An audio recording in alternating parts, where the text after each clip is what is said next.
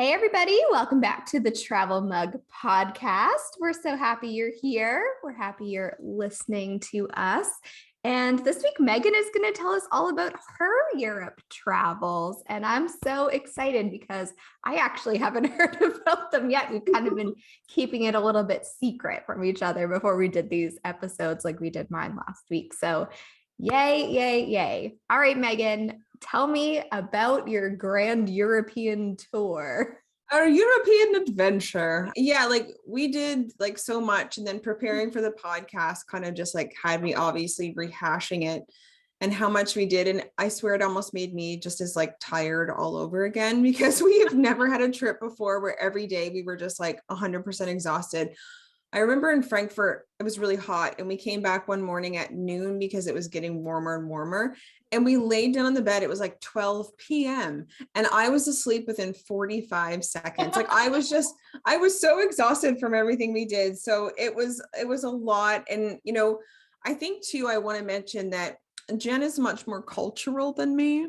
She's much more highbrow than I, because literally her trip involved much more important things in terms of museums and castles and stuff. So if you've tuned in for a cultural journey, you're really not going to find it here. So I just wanted to lay that out there. So yeah, I guess you'll see in a second. So we really planned this trip, I guess, October 2019. It went through, I know, it went through. It was a long time in the coming. And really, there were a few iterations. At one point, it was going to be 3 weeks. At one point, we were going to include Slovenia and other places. But honestly, we were just happy to finally go. Much like you and Ryan, we did not sleep on the plane. Oh, the worst. The worst. Very worst. Maybe me for 45 minutes. He definitely probably didn't. Maybe 15-ish cat nap or something. So of course, when you land, you're absolutely exhausted. We flew Condor, which not a lot of people, whenever I mention it, a lot of people don't know that they fly out of Halifax, and it is direct to Frankfurt. And these days, anything direct is a dream. How was your experience with Condor? You had a good experience? Yeah, overall, it was good. On the way there were literally no people on the plane. So in advance, you could pay for the exit row. I'm really glad we didn't, because they just moved us there anyway. I'm that would have sucked if we had paid for this. Yeah. And the service was good. The food was meh. Peter gets not air sickness, but he literally can't eat on planes. And he forgot because it had been so long. So he's I'll have the pasta. And then partway through, he's oh yeah, air pressure at this height does do nothing for me. So it didn't bother me, but it bothered him. But anyway, overall, it was totally fine. They had movies, they had all that stuff. So it was fine. And the price wasn't bad. I would definitely fly them again. Plus it's direct to Frankfurt. So it gets you right into the heart of Europe. So that was really good. Sure. It was delayed an hour leaving, but again, with all the horror stories, that's not too bad. And it took approximately 7 hours kind of gate to gate. We got there, customs wasn't bad at all. And we rented a car for 11 out of 13 days. Car rental agency we used was Sixt, so at SIXT. And we have used them in the past in Iceland with no issues. And I think we might have used them in Ireland. I'm not sure, but we've at least used them twice. No issues either time. And this time we rented an Audi, which was fun. But it was very expensive. So the total cost of the rental was about 1,300-ish euros. I wanted a BMW and I didn't get it. So that was a bust. Yeah. And we did pay for the full insurance, which I don't have any regrets about. That's just always for peace of mind for me. But next time, I have to say, in terms of a tip, I would go for the cheaper, of course, is always better, but cheaper but smaller car, because parking in Europe in a lot of places can be dicey, and the smaller the vehicle for the smaller spaces is better. So again, I would definitely recommend a small car, depending on the amount of people with you and the amount of luggage that you have. For sure. That makes sense. And any of the accommodations I mentioned, we booked everything on booking.com. They have great cancellation policy. Airbnb, I'm sure, is an option. It just scares us a little bit because of some of the cancellations can be wonky. So we've just never had any personal issues with booking.com. So that's why we continue to use it. In terms of the trips. Where did you go first? Obviously, you landed in Frankfurt, and then what happened? And so from there, we drove about 45 minutes in the Autobahn, which is terrifying. I'm just going to say, like, terrifying, but also fun. Like, we were in like the grandma lane, which I'm fine with. There's no shame in that. And then but at times we were doing 130 or 140. And then Peter would be like, oh my God, you have to like look at this person coming. And in the far speedy lane, someone would probably be going anywhere between 200 and 230 kilometers an hour.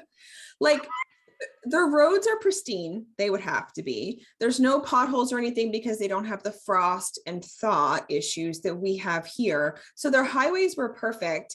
And the Autobahn is an experience. Like, it's wild, but never in our entire trip did we see one accident. Not one. So people obviously have it down. Like, they're good to go, literally. And we drove about 45 minutes. We ended up in Heidelberg, Germany, which is where we spent our first 2 nights. Now, in past trips, we've only spent 1 night in our first place, but we also find we're still tired from that. So that's why we decided this time to do 2 and might do that going forward because it worked really well in terms of being able to regroup, kind of. Our hotel was Hollander Hof. It was right on the Neckar River. And we had a river view. So the hotel itself was okay, but we knew that going into it, it was really reasonably priced, which was great. And it was the location that we were after and it didn't disappoint. So we could see the river. It was walk out the door, we're at the river. And there we sort of walked the old European streets. We hiked up Heaven's Ladder, which why do we end up in these hike situations, Jen? I don't know why.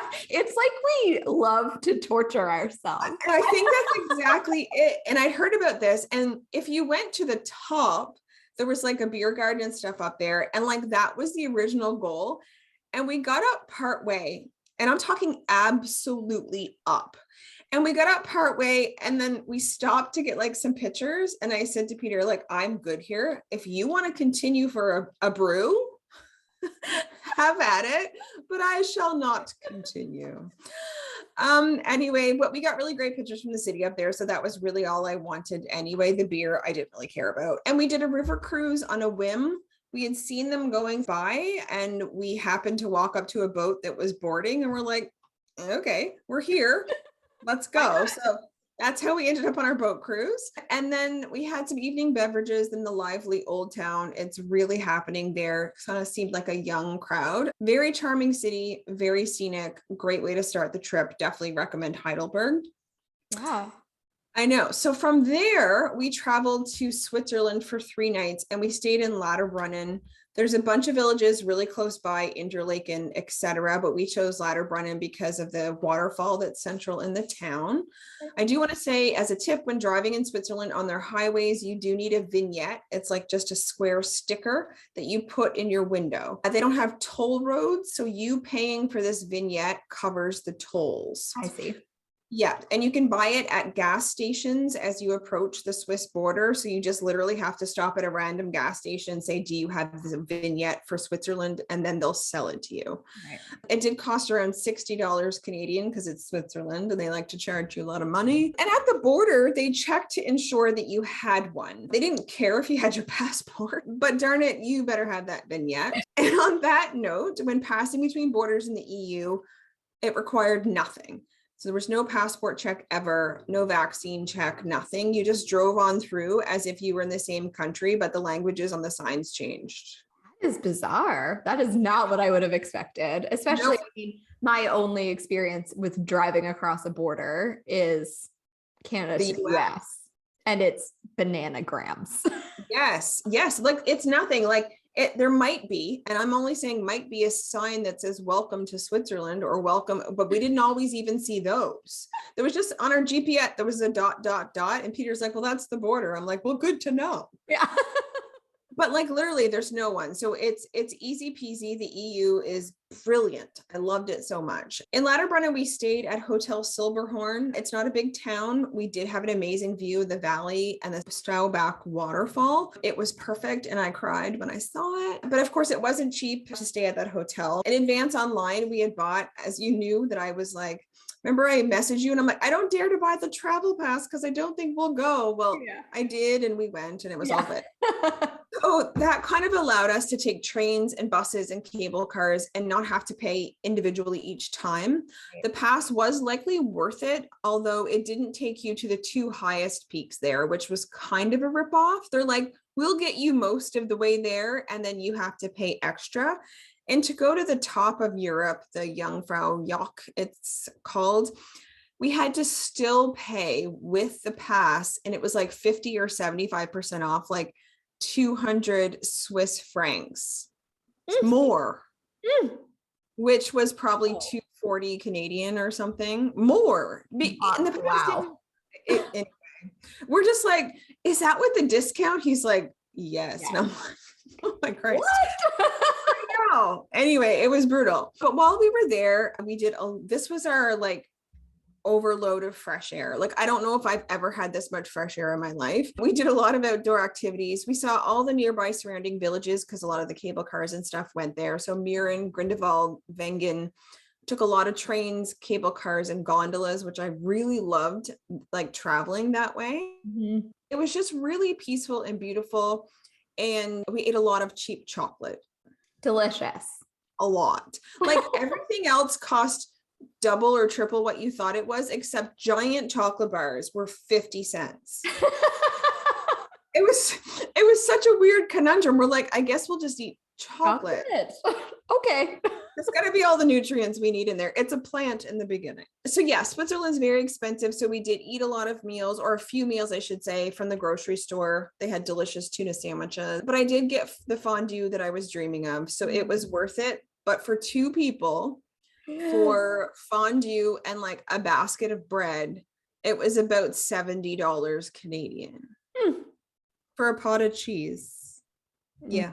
But anyway, as long as it was delicious cheese, then it was. I guess we're gonna have to just go with it. And it was really good. And it's an experience, yada, yada, yada. Yeah. It's fine. So that was a lovely stay, and it was exhausting, and we did all the things. And then from there, we headed to Austria. And on the way, we passed by the small country of Liechtenstein, and we stopped in for lunch because why not add another country? Put another pin in your map, baby. That's exactly. Oh, I haven't pinned our map. Oh my goodness, we'll have to do that when I get off. Pin your map. No, when I get done recording the podcast, we'll go pin the map. So of course, Liechtenstein uses the Swiss franc, and it was just as expensive as Switzerland. So yeah, so we did go to Vaduz, which is the capital of the country. It was very picturesque, very quaint. Again, well worth it to stop into. I guess at that point was our 3rd country on the way.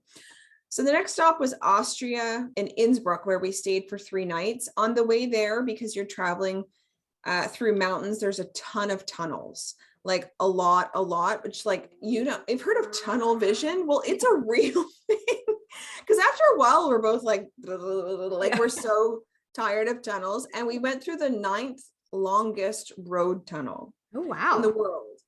And so we're in it. And after a while, we're talking. And then I'm just like, have we been in this tunnel like a really long time? And Peter goes, well, I didn't want to tell you, but the sign said it was 15 kilometers long. And I'm like, in this tunnel. Anyway, it was just too long, frankly, too long. Another tip, you also need a vignette. We didn't even think of this before we left Canada, but once we realized about the Swiss vignette, we're like, wonder if other countries need that for the window. Austria did require a vignette, but it was much more reasonably priced. It was like 10 euros for 10 days. They actually allow you to pick the amount of days you'll need it for as compared to paying for an entire month. Right. Whatever. So it wasn't bad. And our money, of course, did go much further in Austria and Germany than it did in Switzerland. In Innsbruck, we stayed in Reed's apartment. It was super reasonable rate. Highly recommend it. They also have laundry facilities there, about 10 minutes from the old town in terms of walking. And there was a grocery store and a literal bakery within like 1 to 2 minutes. Perfect. Oh yeah, the bakery made me happy. I said to Peter, got up early as he always does. And I'm like, I have this like European dream that you go to the bakery and choose some fresh croissants and we'll have those with our breakfast. So he did, and he got like chocolate croissants or whatever. And I was like, this is perfect. That's a good life. That's a good I know. I love some fresh baked goods. Me too. Groceries were incredibly cheap. Like I'm talking like a block of cheese, and I know the listeners can't hear me, but I'm going to say like a regular Canadian block of cheese. Yeah. It was like $1.50. I know. It's crazy. Like Scotland was like that too. Cheese was incredibly cheap and I ate a lot of cheese. Right? One should eat the cheap cheese while they can eat the cheap cheese. Yes. The dairy farmers of Canada are screwing us here. In Europe, the cheese is where it's at. Oh god. And to save money, we did buy the cheap groceries and had breakfast both days in our apartment. So some highlights of Innsbruck, which was probably our favorite spot. Okay. Oddly. I think it was just unexpected how lovely it was. The old town, every city pretty much in Europe has an old town. So we did a lot of exploring, grabbed coffee there, people watched, walked around, saw a few sites, which I had put on Instagram in terms of like this gold roof that was really famous, but like didn't mean much to me, I guess, but like we got pictures of all the things, but it was the sightseeing, I guess, that meant the most for me. Yeah. The top of Innsbruck we went to, which was a cable car onto the mountain, and we got incredible views of Innsbruck. How we came home without COVID-19 is beyond me. The amount of cable cars we were shoved into, like faces to the glass. Yeah. I can't even tell you. And mask wearing there, bless their hearts, about 2%. Yeah. And so there was one point in the cable car, actually top of Innsbruck one going up. And I said to Peter out of the side of my mouth, if we don't come out of here with COVID, we're never getting COVID. It's a damn miracle. It is. I tell you, either we've had it and didn't know it, or we're just like superhuman. I don't know what it is yet. We visited all the green spaces in Innsbruck. They have a lot of like parks and stuff. That was lovely. Probably one of my highlights, although it has nothing to do with Innsbruck, is that we drove to Italy for lunch. I know that sounds bougie, and it's going to be like how I introduce myself to people going forward. Like, tell us a fun fact about yourself. Well, I drove to Italy for lunch. Now, I have to credit Peter because I'm a chicken, and I was like, well, the car is safely parked. We don't need to go to Italy. Like, and when he's like, it's 48 minutes away. He's like, tell me a time when you are going to get to go to Italy for lunch again. I know we'll go to Italy someday, but just for lunch. And I'm like, okay. So we got in the car and we drove on these like super windy roads. Like after so many twists and turns, I almost started laughing because it felt like a video game or something. Like it was the most turns I've ever gone around. Anyway, we ended up in a small border town of Banero, and we had the best lasagna and tiramisu of my whole life. I think about it a lot, actually. In Innsbruck as well, we went to a bar called M&M Cocktail Bar. It was owned by a wonderful married couple, Michael and his husband. His husband was the bartender. I can't remember his name because it was like not a typical name. It started with an M, of course. I was like, did it start with an M? Yes, it did, but it's not a typical name, so I can't remember it, which is awful. But he was like a master of drinks. I can't recommend this place enough. Like I told Peter, I'm like, I can't imagine we'll be in Innsbruck again, but if so, like I need to go there because I had, and again, you know, I'm not a big drinker. We're not really huge drinkers anyway. The menu was probably 25 pages long. Oh my gosh. It was only drinks. There was no food. I've never seen a bar menu that huge. So then I got panicky. You know how you like, oh my goodness. Oh, I couldn't choose. I'd have such a hard time choosing. Don't know what to pick. Didn't know it was going to be 25 pages. So I'm just like, oh, I'll have the cherry vanilla pina colada. I like those flavors. So we sat at the bars. We always do because we love to chat with people. They bring the drinks over. A, they're huge. B, best drink of my whole life. Best drink of my life. It tasted like a yogurt smoothie. Oh my God. It was the best thing I ever had. And then for food there, we kind of had like an Italian theme. So we had like pizza like 3 times. And then we had some really great Asian fusion as well. And another thing to say is sort of like nearly everything closes in Austria on Sundays, which was also another reason to go to Italy because they have like a lot of like high-end outlets and stuff there. We didn't really buy anything, but we went to them. But there's lots more open in Italy on Sundays than in Austria. Did you, in Scotland, was it like that? The small towns were, so when we were like in Portree on the Isle of Skye, a lot of stuff was closed on Sundays, especially restaurants. But like the big cities, stuff was open. But yeah, definitely the smaller towns, it was harder. I felt like Nova Scotia before Sunday shopping. I was like, this feels very strange. Like restaurants were, but like grocery stores were closed. The M&M bar was closed. Like bars were closed. Bars were closed. Interesting. They're That's very serious. different. Yeah, Sundays are serious businesses. Next, when we left Innsbruck, we headed to Hallstatt, Austria for 2 nights. On the way, we did visit a few historic sites such as the Eagle's Nest and the Berghof, which took us back into Germany, actually. We wouldn't have known it driving, but we went back into Germany. Who knew? We didn't, unless the ... on the thing hadn't showed us. So these are sites from World War II that were significant to Hitler, which will contrast like another spot we visited later. But I think we kind of wanted to see all of it. Do you know what I mean? Like we wanted to take in the history from all sides. It was interesting. I mean, the pictures are funny because we didn't know what to do with our faces, because it's like where he had his, like where he spent a third of his time as the Berghof, and it's just a retaining wall. And we're there and we're like, I can't smile for this picture, but like, what do I do with my face? Yeah. Anyway, it was weird and it felt somber and it was strange and it was really foggy and it was eerie. So it was an interesting visit. So once we got to Hallstatt, this town, oh my gosh, talk about Instagrammable. It is the town that is the like inspiration for the movie Frozen. I've never seen it. Well, this town, Hallstatt, is the inspiration for that. Right. It's not a food haven. Very weird. Most restaurants had a low rating for food. Like it was not a place where you're like, we're going to have some great dining experiences here. Cause no. Interesting. Just no. It was really all about the town and its beauty here. And it's suffering, unfortunately, though, I do want to say, from over tourism. We've talked about this before.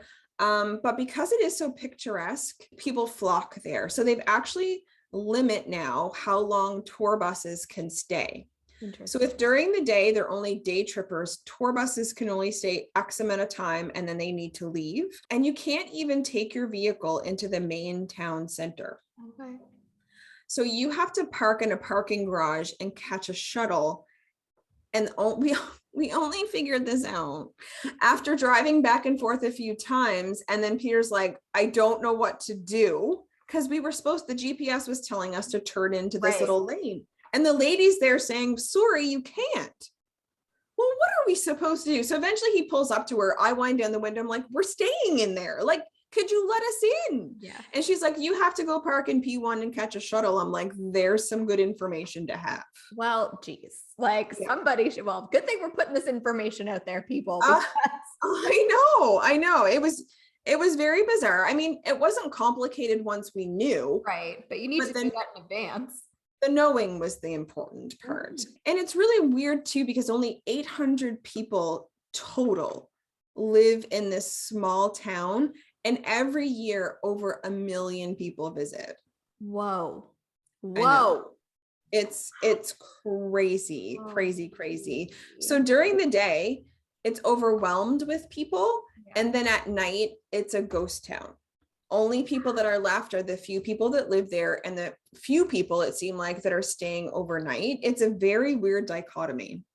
That is very strange. Do you think people, like, is it just because it's very Instagrammable? Like, is that what's driving the tourism? Yes, it is. It is because people want the shot, and the word has spread. And if you go to YouTube and you put in Hallstatt, there's like hundreds and hundreds of videos that come up about it. And it's all about sort of the picturesque part of it. Because if you're a day tripper, you're not really doing a lot of the things that you can do there. You're literally just coming, snapping some pictures, and then getting on your tour bus, which is kind of a shame. But if you are staying there, a couple of the things that I would recommend is it's right on a beautiful lake. I think it's called Hallstatt de See. It's like the lake that we were on, and we rented a small electric boat. You didn't need a license. And we went out onto the lake for an hour in this wee little boat. It was so much fun. It was 27 euros. There's no motorized vehicles on it. So it's not like Halifax Harbor where you have to like dodge sea-doos. It wasn't like that. So it was very relaxing and very lovely. We also visited the world's oldest salt mine for a tour. That was really fun. Sounds not fun, but we did have a good time. It was around 55 euros for both of us. please go right when it opens. We've talked about this before on the podcast, but go early, because during the school year, you will be overwhelmed with small children. Oh, love a and- tour, school tour group. Ooh. Oh yeah. And when we came out after our tour was over, there was probably 250 to 300 kids milling about. I'm like, if I had just gotten here now, I would be like, No. Goodbye. No, it was a lot. We also, of course, walked the streets. It is so beautiful and quaint and unique at literally every turn. The streets are so narrow. I wouldn't want to drive a car there anyway. So thank gosh we got the shuttle in.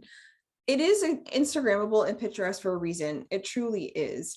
And we did eat and had a drink like at lakeside restaurants that were there. And we honestly just sat and enjoyed the view a lot. It is one of the most picturesque places on earth I've ever seen. So I get it. It's just a shame, if that makes sense. Oh, for sure. Yeah.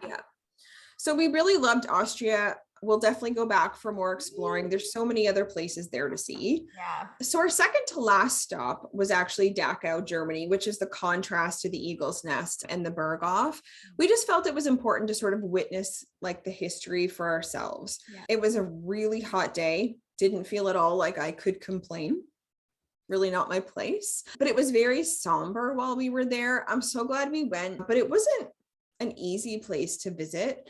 It's free, obviously. You have the opportunity to go through the museum.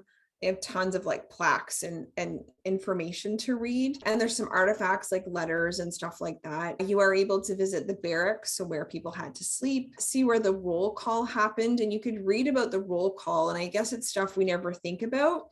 But roll call was one of the most distressing parts of their day, because sometimes, of course, they're malnourished and they're sick and they're whatever. And sometimes they were, regardless of the weather, had to stand there 1+ hours during roll call.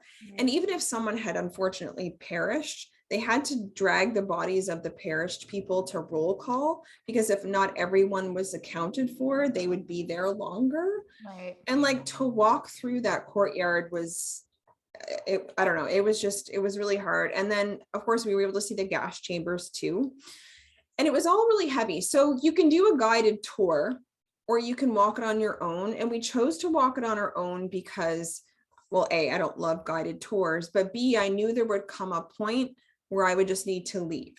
Like it would just be too much. And it did get to that point after the gas chambers. There's only a little bit more to see anyway, but we're both kind of like, we gotta go.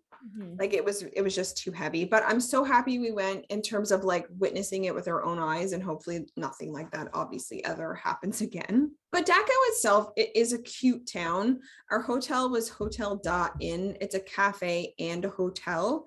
Our room was great. We had street parking. We went to a really great Bavarian restaurant for supper and we had schnitzel. Yes, I had schnitzel. I don't regret it. I'm sorry. It was probably the best thing I've eaten in a very long time. And then we've been visited the palace there, its gardens, and we had a few cocktails in the old town. I guess we kind of just wanted to experience more of the town because the earlier in the day was so heavy and we were just we wanted to do something lighter. So we were able to enjoy the town a little bit. I don't like hear much about the town. So it's really nice that you got to enjoy it. Yeah. And imagine living there and that being all your town is known for. That must be hard as well. So yeah, I wanted to make sure we sort of like spent money other places and sort of did other things to like support the rest of it as well, because I'm sure there's probably a lot of day trippers there as well, because we could literally see up from the palace gardens, we could see Munich. So it's very, very close. So a lot of people probably go there, but stay in Munich. So it was good to stay there and experience that as well. And then finally from Dachau, what we did is we headed for the airport to return our rental car. And then we opted to get a taxi into Frankfurt, which is where we spent our last 2 days. Great apartment overlooking the Main River, which is a tributary of the Rhine. I'm really not even sure we saw the Rhine. Like we saw a bunch of rivers and things, but I'm not sure any of them were the Rhine. So we literally have to go back because I don't think we've seen it yet. So yeah. Oh wait, one sneaky thing is we got to the apartment where we were staying early. So probably noon. And we went to check in and she's like, yeah, it's ready. She's like, but if you want to check in early, it's 30 euros. Oh, I don't think so, Sally. You're not getting me there. So they just stored our luggage and we needed a late checkout. I can understand paying for a late checkout. So we didn't spend the money on the check-in. They let us in at 2 instead of 3 anyway. Right. And then we paid for a late checkout the last day. I'm like, that's worth it. But to not let us check in early if the room's just sitting there, I was like, that's icky. I know. I've had that happen to me before in Miami and we paid it, but I was like, this is ridiculous. Like it is sitting there. Nothing's going to happen in the next 2 hours. Yeah, it's lame. It's very lame. Anyway, don't recommend places doing that. And we were there during a lovely heat wave. So, and I didn't have summer clothes with me. I had t-shirts and stuff, but like by the end, I'm like, I'm so sick of everything in this suitcase. I want to throw it in this river. So anything we did was the morning or evening because literally temperatures in the afternoon were just scorching. But some of the highlights of Frankfurt were Mine Tower. So you pay like €8 a person. It's like 54 flights up and you go and you can get really great panoramic views of the city. There's a footbridge that crosses the Mine River. It has tons of locks on it. Almost the whole bridge is locks and you get really great views of both angles of the city. We went to Old Town, which is known as Rommerberg, and there's a beautiful cathedral there that had been destroyed as well during World War II, but they rebuilt it in its old style. So it still looks like the old town, even though it was destroyed. We watched some Rick Steves before we left, and he recommended going to Klein Market Hall, which is a food market. And the food looked incredible. The whole place was just like the best looking food I've ever seen in my whole life. So whether it's ready to eat or purchase, it was awesome. And then we strolled around the pedestrian walking streets. There was no cars allowed on it, had really high-end shopping. I did not indulge, but there was a lot of potential. But especially when you're sick of your wardrobe and you're like, I just need something new. I wanted to take that suitcase and just burn it in the street. I'm like, I am so sick of this.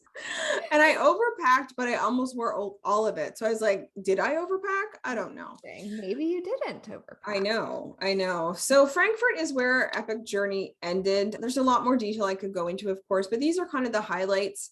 And overall, I just want to say, like, I'm so in love with Europe. Like, where can you be in one country and just choose another one for lunch? Like, we did it twice, and the ease of traveling, especially in the EU, is incredible. And we truly had like an amazing trip with no real hiccups. And I feel fortunate, especially after 2 years of planning, that it actually worked out. Because there are things, of course, you can't plan for, like traffic or vehicle issues or whatever. And we didn't have any of that. So like, I just feel so fortunate. Yeah, it's funny because we had breakfast together, you know, the week that we both left, right? Yeah. And you were just like, I don't believe this is happening. I don't believe that I'm going. And I felt the same way to an extent, but this was like your third time planning this trip. Yeah, it felt surreal. And like on the plane getting ready to take off, I'm like, I can't believe this is happening. But yeah, like it was perfect. I'll ensure to post lots of pics over the duration of this episode.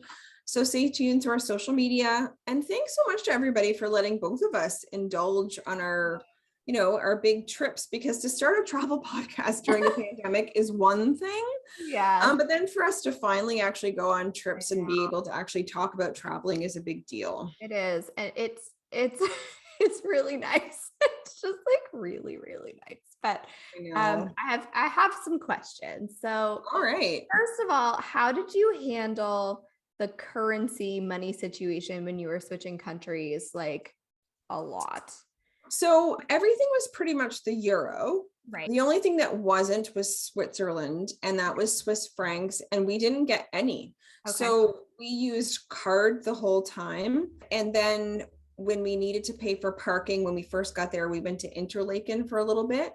And there was a nice lady behind us, and she just told us we could use euros. When I put in a 20 euro, I actually got change back, which was beneficial for later when we needed a little bit of Swiss francs. Right. So yeah, like we didn't have to switch. We just had euros the whole time and it worked, except Switzerland. And of course, one day in Switzerland, the grocery store, the Visa machine was down. So they only would be taking cash. This is the one time.